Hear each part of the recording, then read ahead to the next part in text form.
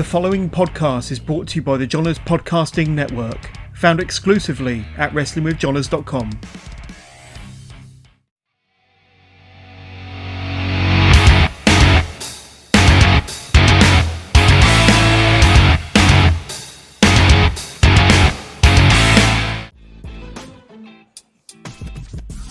All right, ladies and gentlemen, welcome to the inaugural Bucklebomb Sports Show. You know me as host of many of our other shows.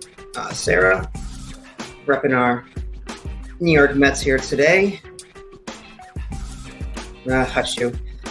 Joining me is the hot one, Jay Manacho. How are you this morning, sir, or afternoon?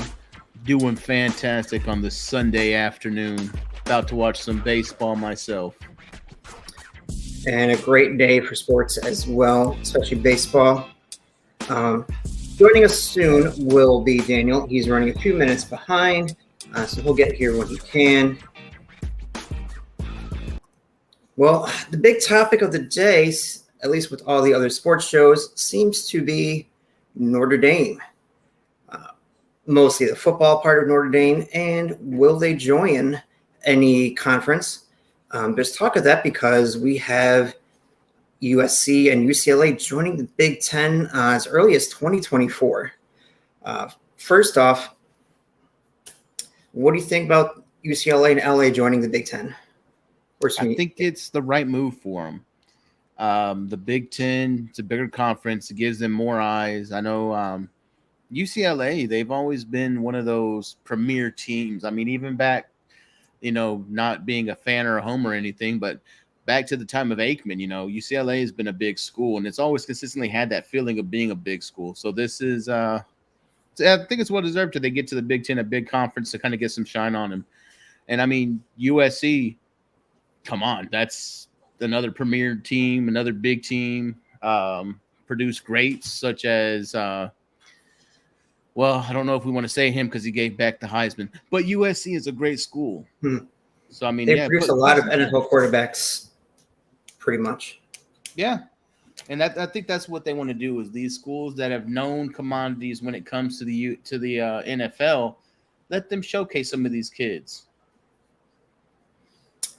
We're going to get into a little NFL later, but Gary Joe down in the comments. Joe, I'm just going to assume Danhausen has cursed all of Dallas Nation years ago.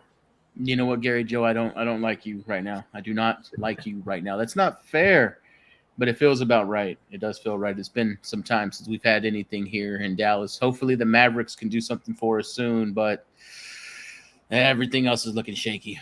Mm-hmm. So the big topic, Notre Dame, are they going to join a conference? Really, I don't see any reason for them to, because they're getting great money from NBC. So unless, Big Ten or ACC or SEC just throws an ass ton of money at them and says, hey, you got to join. Or the other reason is, when it's only inevitable that the college football playoff expands, and maybe they throw a rule in there saying, hey, you got to be in a conference to play. No more independence.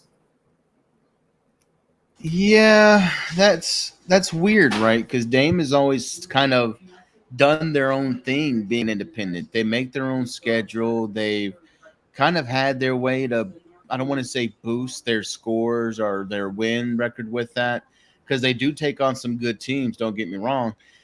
But Dame has benefited from being independent so long. Now, they've never really gotten the shine that they wanted, because the Notre Dame, 11-2 season looks a lot different than a top-seeded contender in the AAC with the exact same record because of strength of schedule. So, I mean, for Dame, it's really on what they want to do. They want to finally start getting more recognition nationally as being a top-tier school. Then you join a conference. If not, keep doing what you're doing. You're making a ton of money. People know who Notre Dame is. It's not like they're, wavering on the obscurity pole. At ESPN this morning, or ESPN radio, they had a guy calling in over from England. And pretty much they said, everybody knows who Notre Dame is over there. They might not know all the college teams, but they know Notre Dame. So there you go. They've even got the international market. Rudy. It's all for the Rudy. Making the biggest mistake years ago had to be The ACC 2020 came around. A lot of college football was canceled. Notre Dame needed opponents. ACC said, hey, come on over, come play us. Play X amount of games the ACC every year, you're golden. Should have locked him in. Should have said, you want opponents? You're going to have to join up. Yeah, it would have been a great way to be like, hey, we've got people for you, but we kind of need you to stay here for next year. How about this comment? Ohio State and USC in a conference championship match. That would be greatness. Mm-hmm. And in just their proximity to each other, like that would be fantastic. The fan bases that would travel, oh my God, it'd be greatness. So we'll leave it at that for college for now. We'll get into a little NFL. It is the offseason, but there's always going to be these one big story every week. That big story being Baker Mayfield finally getting traded. A team that didn't want him, calling him immature, and a guy who didn't really want to play for them anymore. Baker Mayfield now heading to Carolina. Your initial thought on the move? I don't get it. Carolina is giving away the future for Magic Beans at this point. How many quarterbacks have we gotten in Carolina for the off chance that they can do something with their generational talent running back? I understand it. I understand what they're trying to do. But if you watch the movie Draft Day, it's exactly like they said. You're giving away our future for some Magic Beans. Well, because they didn't. I feel that they didn't really give up too much for him. 2024 5th-round pick, and depending how much he plays, it could turn into a 4th-round pick. I'm also throwing in there what they gave up for Darnold. True. Yeah, to bring in competition for Darnold after what you gave up for Darnold doesn't sit right with me. And chances are neither one of those quarterbacks may even be on the team anymore next year. Right. Because they've got that third guy in the waiting too. So it's kind of like, what are you doing? What are you? You're being safe and cautious and dumb at the same time. We guess. Here we go. Yo, Number 3 here, Mr. Grizzle. How are you doing this morning? got my squad goals, Golden Girls coffee cup ready to go. Fantastic. Nice. So you only missed 2 of our topics. We'll get your take on these really quick. Notre Dame is the big talk of the town this morning, all over the radio, whether or not they're going to join the conference, as well as UCLA and USC jumping ship in a couple years. Kind of seems like this happens every 2 years now, with major teams that, especially storied teams like Notre Dame, or like a couple years ago it was the problem of whether Texas and Oklahoma were going to be in the same conference. So I mean, whatever is better for the kids, I suppose. I know that things are different now that we can pay players, and so navigating that headspace is kind of interesting, and I guess it warrants a little bit of a shakeup in the conferences. So I mean, I don't hate it by any paid stretch. Players, brother. Legally paid in front of millions. Yeah. And also, what are your initial thoughts on Baker Mayfield heading to Carolina? No one cares. Next question. All right. I was hoping you'd get here in time for this one. We got some new NFL Hall of Fame nominees coming up this year. As far as players, in my opinion, nothing really too sexy, no one really big standing out. More of the coaches and back office, we have some big names. We got Mike Shanahan, who won back-to-back Super Bowls. Mike Holmgren, who took the Packers to the Super Bowl, as well as Robert Kraft, who is a new nominee this year. Let the coaches shine, especially Shanahan. He had to deal with a lot, in where was he, Washington, a couple of years ago. I mean, it's fine. I think it's great. Go Pack, go. I just woke up. I'm sorry. We'll stay with the Packers a little bit here. It came out yesterday in the news. Packers can overtake the Chicago Bears as the winningest franchise this year as early as week 2. The Bears have 783 total franchise wins. Packers have 782. It's hard to Let's- remember the Bears as a winning franchise. Not in our lifetime. Says the Cowboys fan. But yeah. So let's take a look. Let's take a look at both teams' first couple weeks here. Bears got the 49ers, then the Packers, and the Texans and the Giants. Packers got Vikings, Bears, Buccaneers, and Patriots. Can the Packers overtake it early in the season, you think? Daniel, Yeah. what are you first? You're a Packers fan. Definitely, those first 4 games are easily at least 3 out of 4, and 4 if they can beat the Bucks. I mean, it would be really interesting if Packers win week 1, Bears lose week 2, and then have a chance to beat the Bears to overtake them as the most winning franchise. I mean, as if we needed more to play for, but it is one of the greatest rivalries in all of sports, and it doesn't even feel good to rub it in their face right now. They've been so bad the last couple of years. Even as much, I'm serious. It's not even fun anymore. Like, it's just not even fair. It's like shooting fish in a barrel.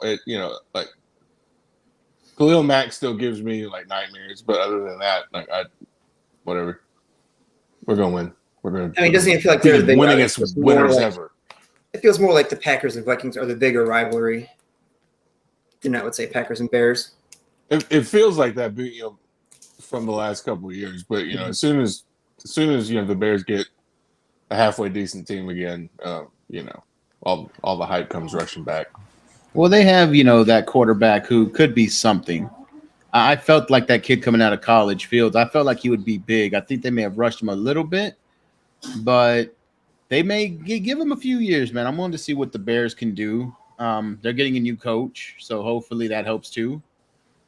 I actually feel bad for the Bears fans. I truly do, and that's a strange thing for me to say as Packers fan. Gary jumping in the comments. Okay, giving Jovan shit about Dallas, but Green Bay can never jump over the hurdle. Man, Rodgers lost a big piece with Adams.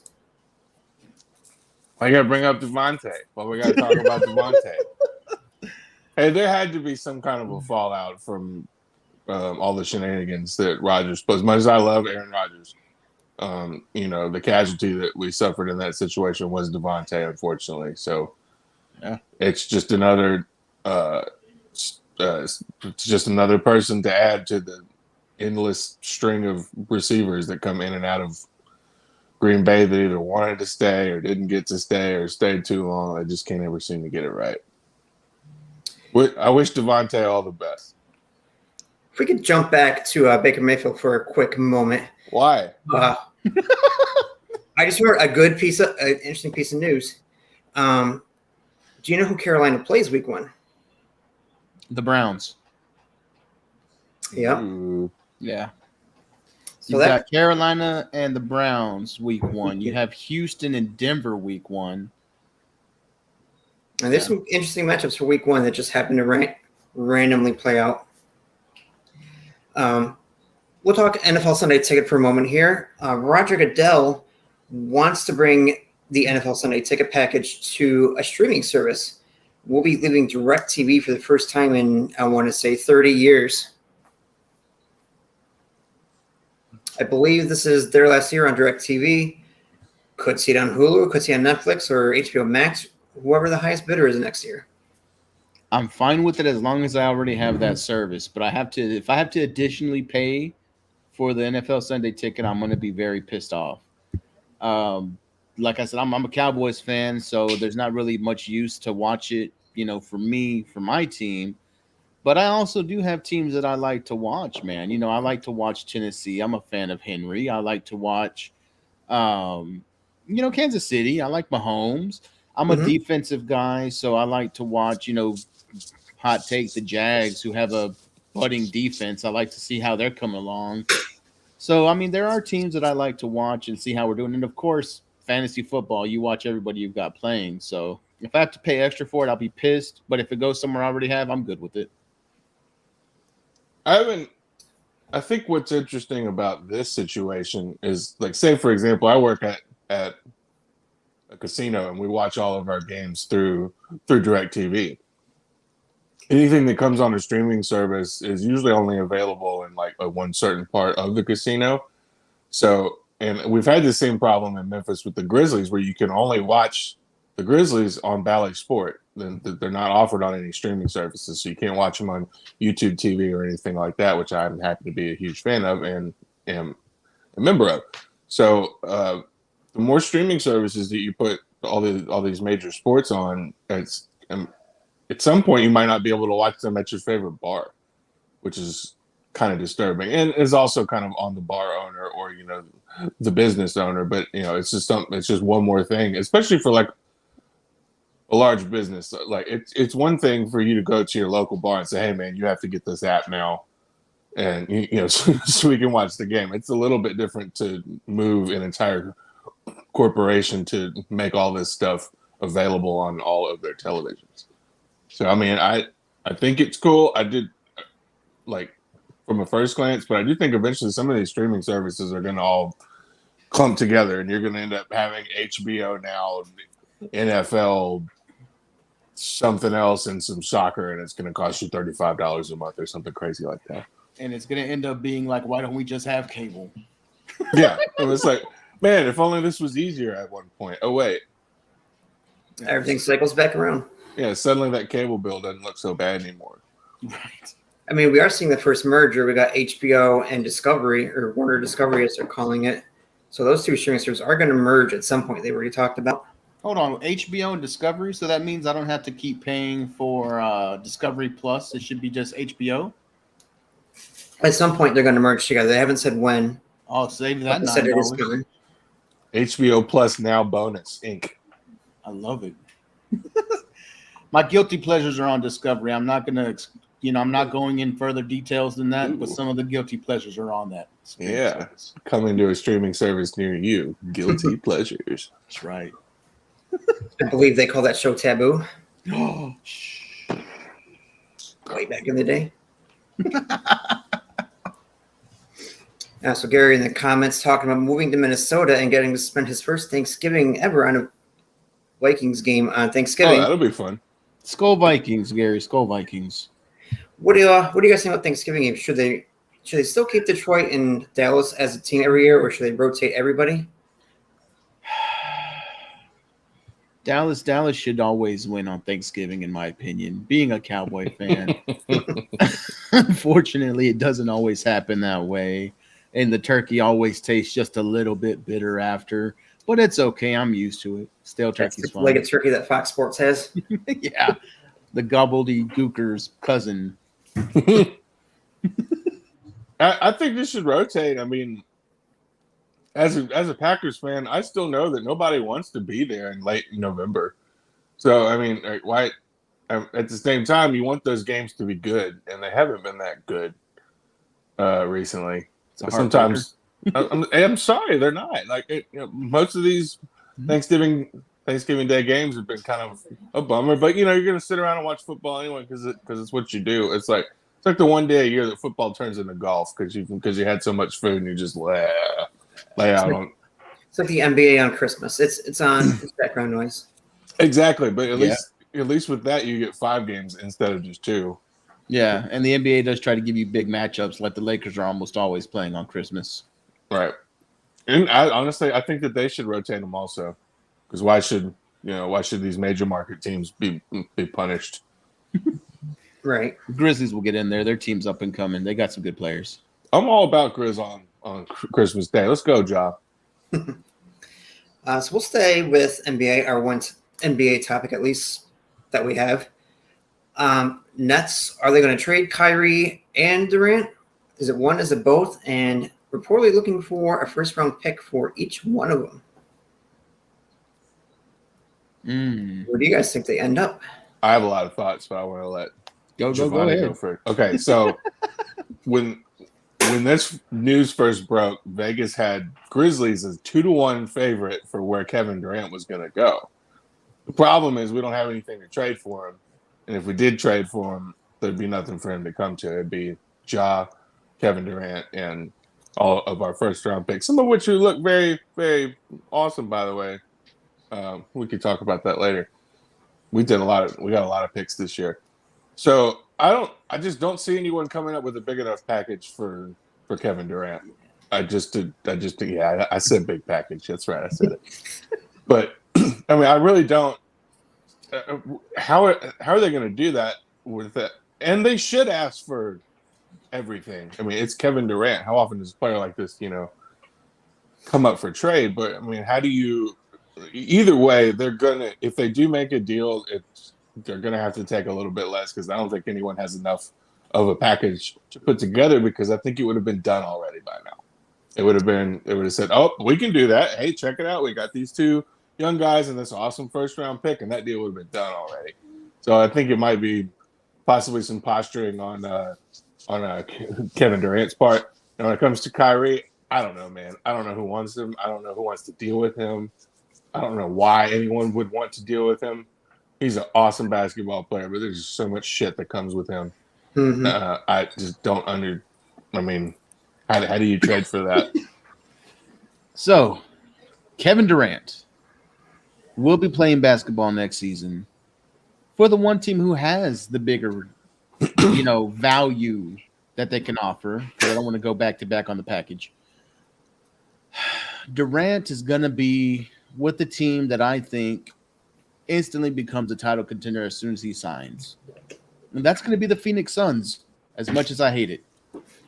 Phoenix has the draft picks. Phoenix has some of the youth that they'll want back.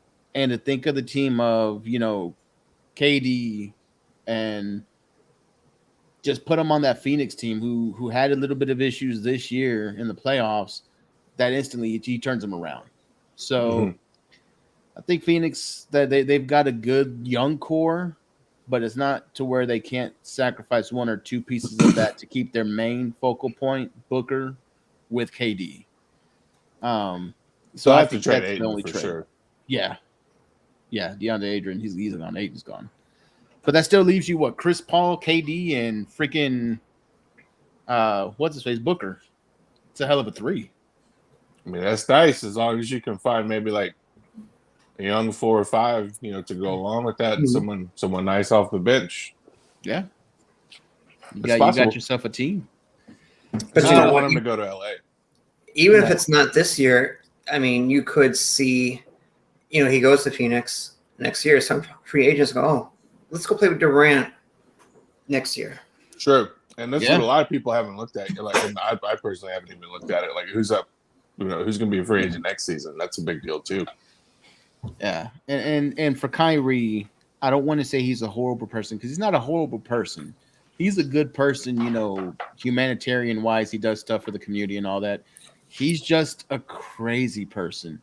And you can't trust crazy. Unfortunately, you've got somebody who's willing to sit out instead of play basketball just because of some craziness that they're going through. Oh, I need to go on a eat, pray, love retreat and figure out who I am.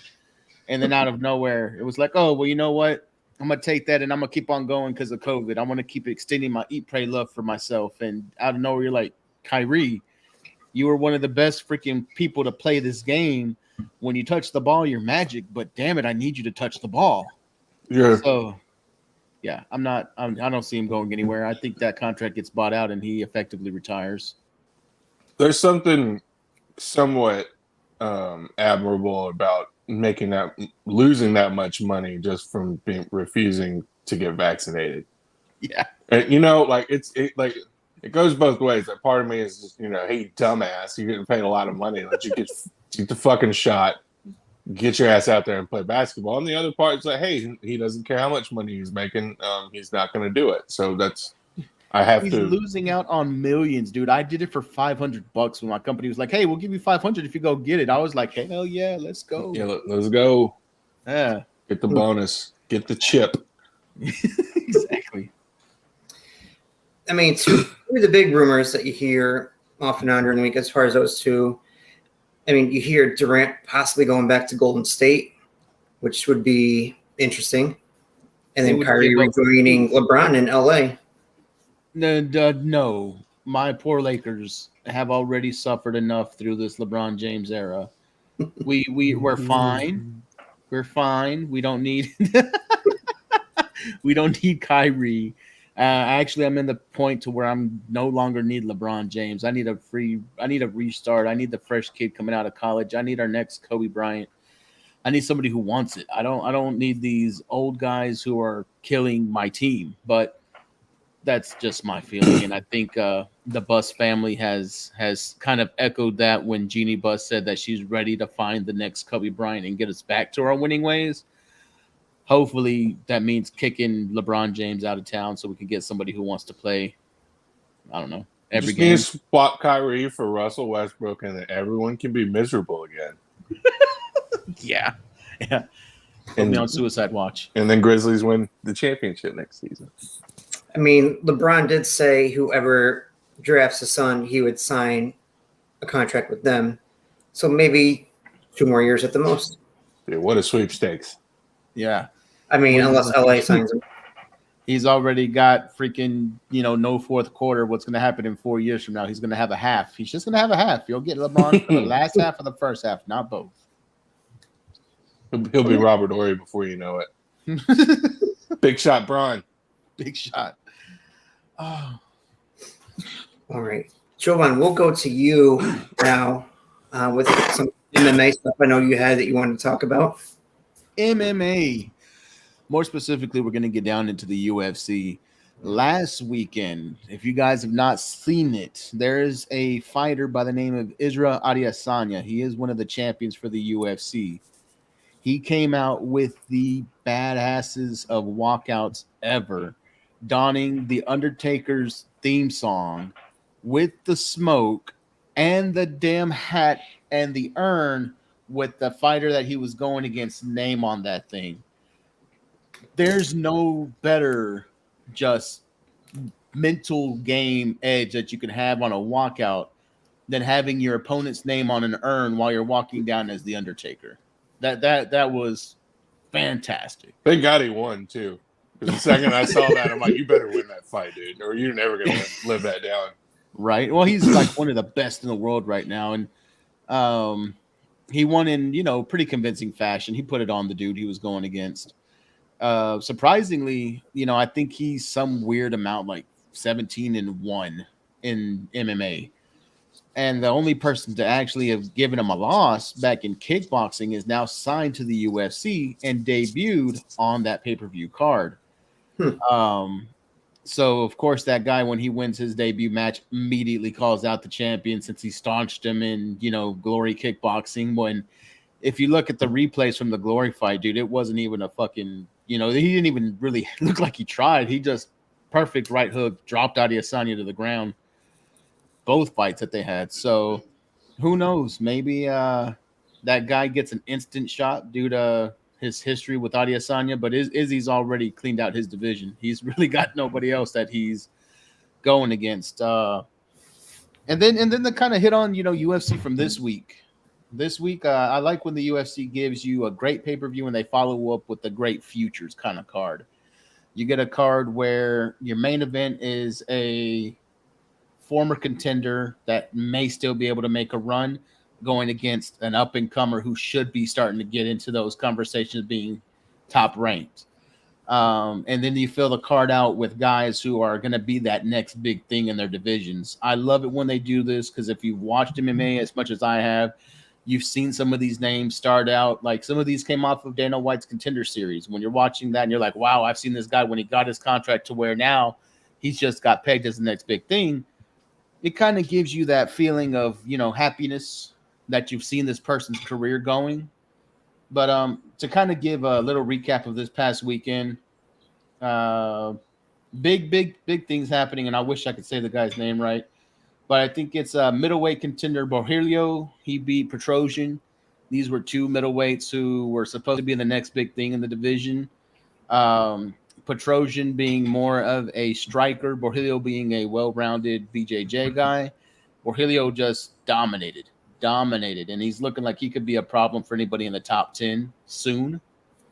And then the main event, man, had Rafael dos Anjos, who is a former title holder, perennial contender. That's your, gatekeeper for the division at lightweight, going against Fiziev. And it was one of the ugliest knockouts I have seen in a while, and it came in the 5th round. These guys had gone to war for 4 rounds. Fiziev was losing, in my mind, this fight, and they must have told it to him in his corner because within 20 seconds of the 5th round starting, he knocked Dos Anjos clean out. So what a way to make your name in the division is to come out and take out a former title contender. So that guy's stock is on the way up. But big things happening with the UFC, man. Keep your eyes open on these littler cards. They'll show you the future. And of course, I'm in Dallas. Big card for us is on the 30th. We get the Nunez Pena fight, second one rematch. Awesome. Oh, dude. My mom's a big time Nunez fan. She's hoping that she gets that win back. I am too. I think she will. I think the first fight was a little, you get shocked and you finally have somebody put it on you and you don't know how to come from that. But Nunez is a damn beast. She's arguably going to be one of the greatest up there with like Ronda Rousey considerations. So we'll see what happens.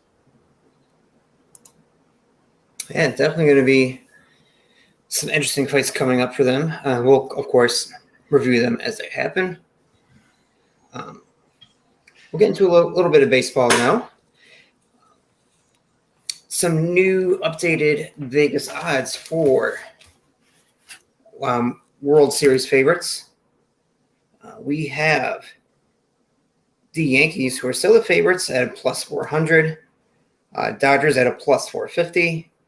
Astros, surprisingly, at a plus 600. The New York Mets at a plus 700. And the Braves at plus 1100.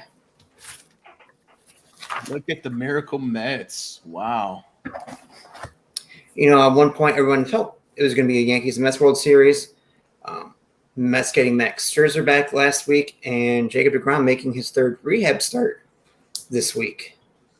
So they're going to get more dangerous.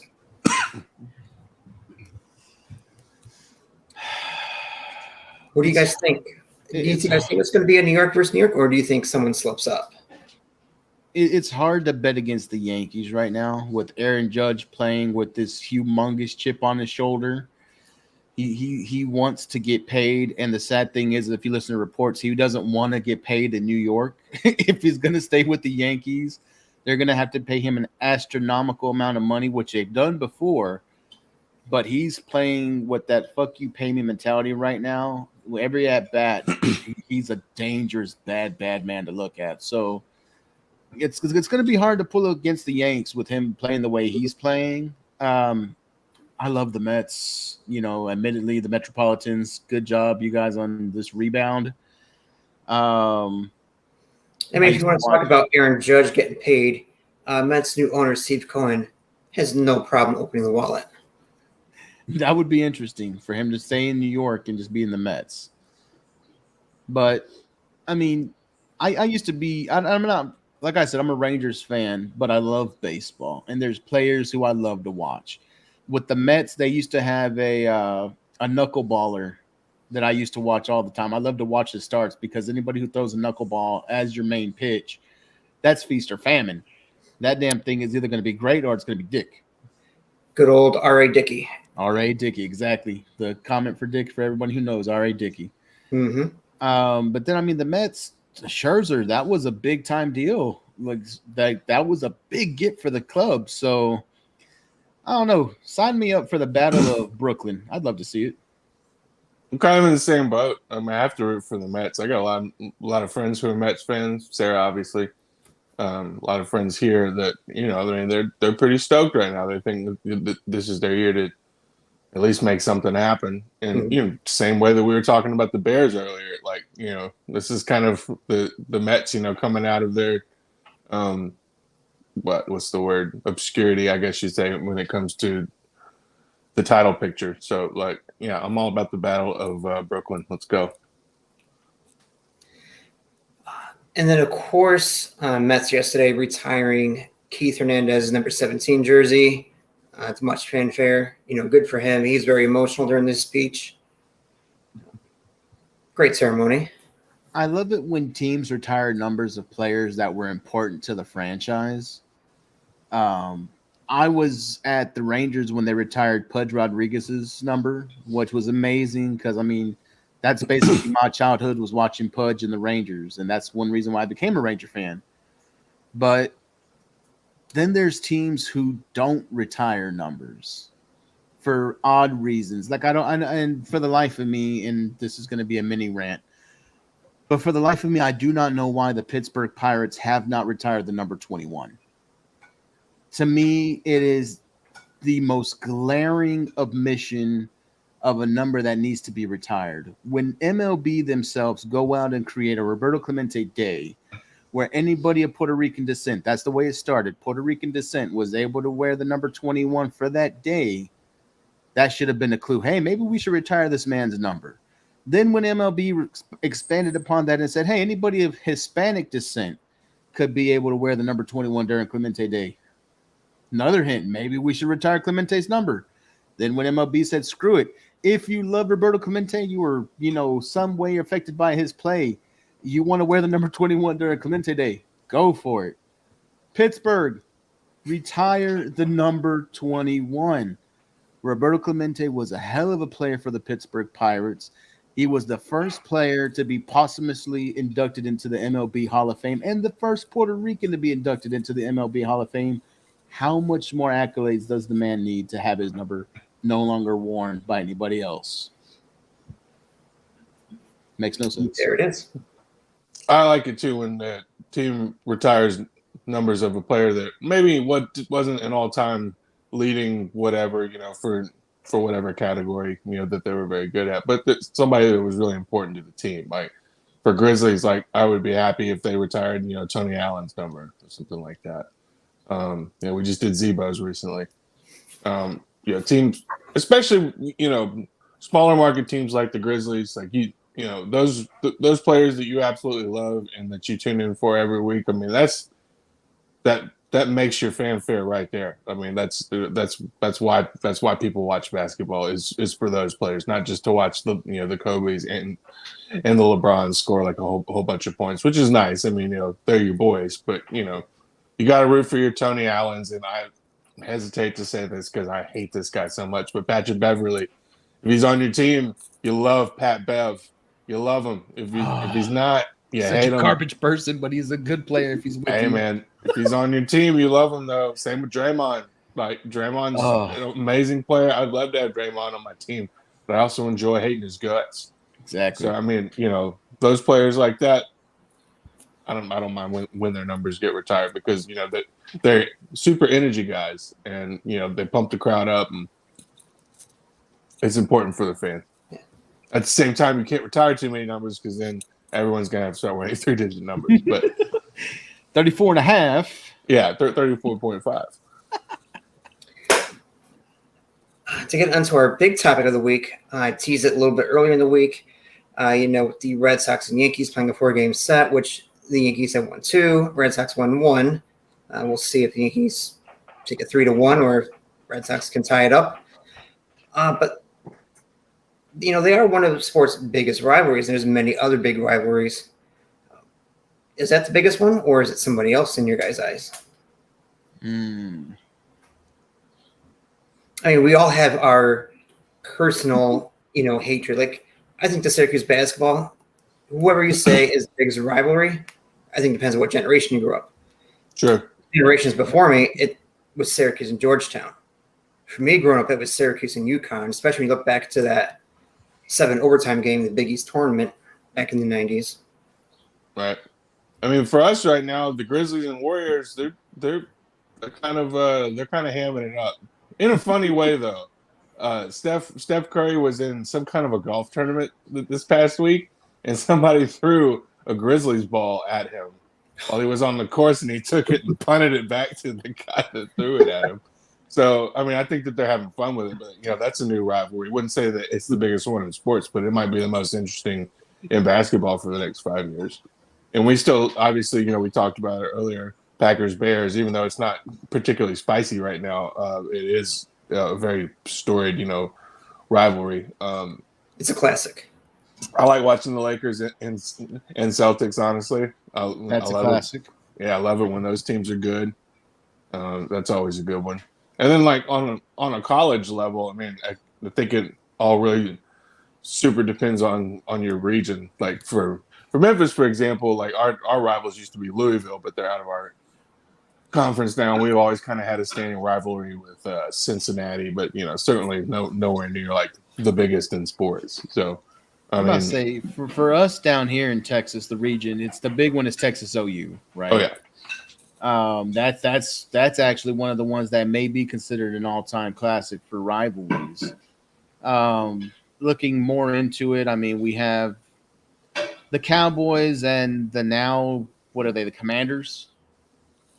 That's been a long time legacy rivalry. I mean, so much to the fact to where Dallas was trying to get this one kid, or they were going to draft this one kid, and Washington was going to draft this kid also, but Washington passed on him because his name was Dallas. So, I mean, it gets that petty between those two teams. That So petty. they said the only reason they passed on him is his name was Dallas. So petty, but I love it. I mean, baseball, the Rangers have sucked for so long. There's really no big rivalry. We are the Yankees farm system, and we know that. We've lived with it. Basketball for us, the Mavericks don't really have a big one. They were kind of one with the Lakers back in 07, 08 time frame. Right now, they're kind of building into being one of those big teams again. So we'll see what pops up. Possibly, you could say like maybe Mavericks, and who took them out this year? Who took them out of the playoffs? There's people who went to the Golden State. There we go.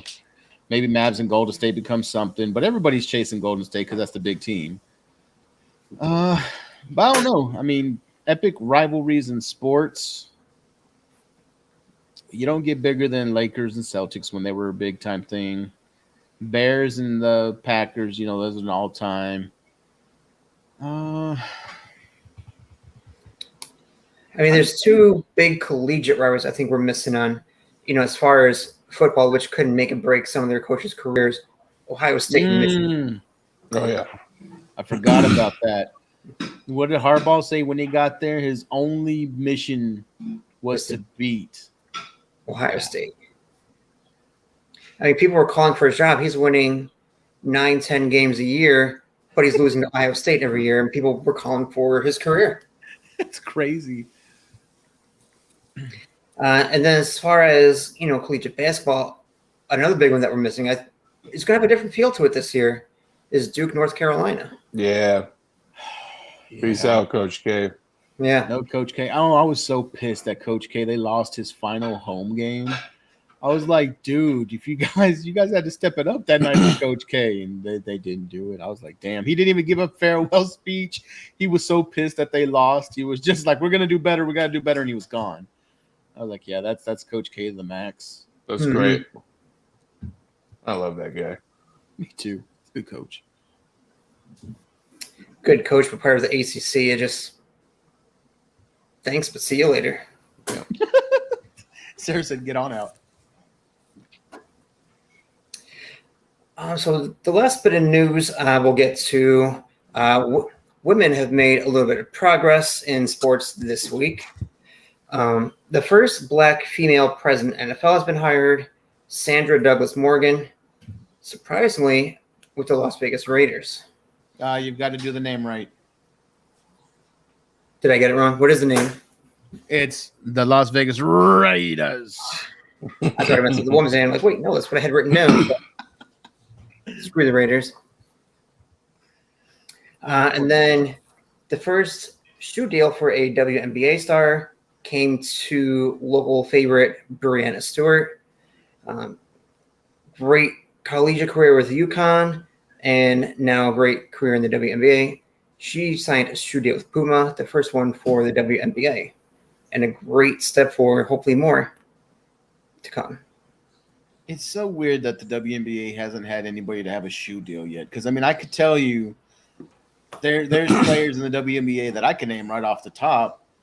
And, like, I don't watch WNBA consistently. I'll maybe catch a game here or there. But even that, some of these players transcend the sport to the means of where you're like, okay, why aren't they getting these deals? So hopefully it starts to open up for them. Trying to see if I can pull up an image of the shoe because it is pretty sweet. Here it is. Let me share the screen so you guys can take a look at it.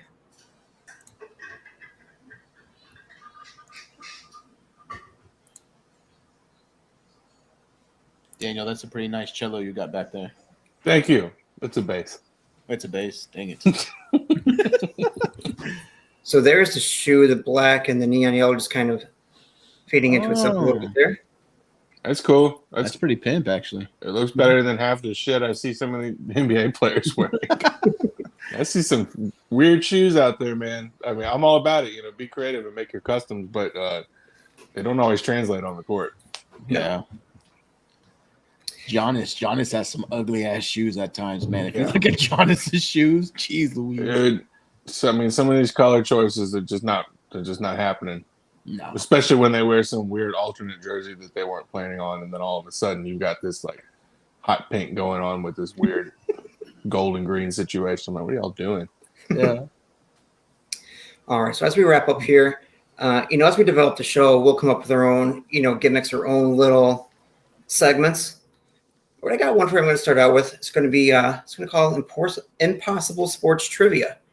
You guys ready for the inaugural question? Yes. Let's do it.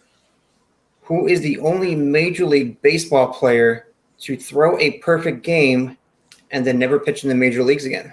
Oh, Jesus.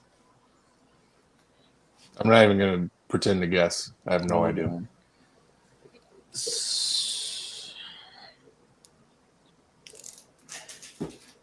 Perfect game and never pitch again.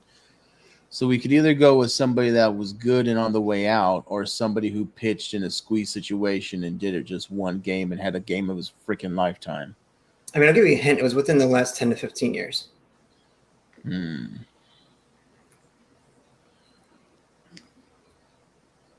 Bush didn't have a perfect game. Clemens? Nope. No, it wouldn't be Clemens. It wouldn't be the unit. I'm thinking it may not even be a pitcher. It could have been a pinch. Who was it? I'll give you another hint. It was a Met. It was a Met. And the Mets only have 2 perfect games in history.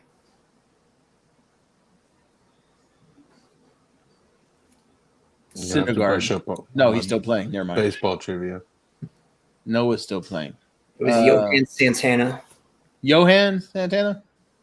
Damn it. Threw the perfect game, went out on injury because something with his arm, and then just never came back.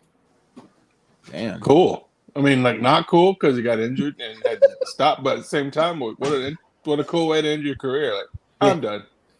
Yeah. How I am I gonna get literally better? gave my arm for this win. Yeah, I can't get any better. I was perfect. I'm done. Made history. First Mets no hitter or first Mets perfect game, and then now became a piece of trivia history. You know what I don't like when we're on the perfect game thing real quick? I hate when these pitchers, they go 7 to 8 innings of amazing baseball. They have a no-hitter going, and the manager pulls them without letting them at least try to finish it out. If I made it 7 to 8, damn it, give me the opportunity to go out there and wrap it up. Yeah, I don't mind it after 6, especially if you're getting closer to the playoffs and you want to make sure that everyone's healthy for, to make a run at a World Series. But especially if you're on a team that's got no shot, like, this is why I'm here. Let me pitch. Yeah, you have no shot, or if it's before the freaking All-Star game, it's still early in the season, my arm is still 100%, let me go. Yeah, I hear that. I know there was an incident early in the season, like the first couple of weeks. I can't remember who it was. It was somebody with the Dodgers, I believe, and they pulled him after a 5 or 6. Yep.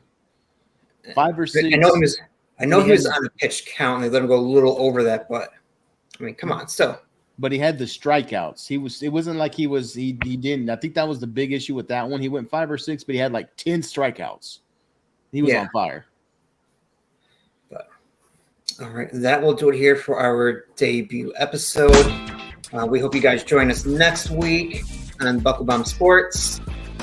I'm your host, Sarah. We got Daniel, and we got Jay. We'll check you next week. Have a great night, everyone.